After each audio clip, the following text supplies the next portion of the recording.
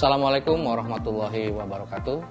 Saya Kapolres Aceh Barat Daya, AKBP Agus Sulistianto SIK, mengucapkan selamat atas promosi jabatan yang baru kepada Bapak Ahmad Heru Setiawan sebagai Kalapas 2A Lambaru.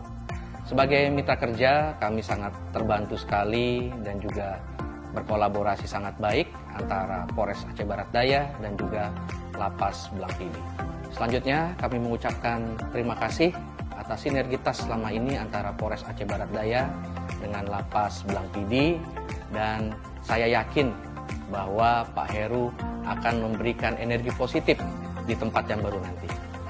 Warung kopi pesan sangar, duduk bersama jangan bengong. Pak Heru pindah bikin baper. Siapa lagi yang ajak kami cabut singkong? Wassalamualaikum warahmatullahi wabarakatuh.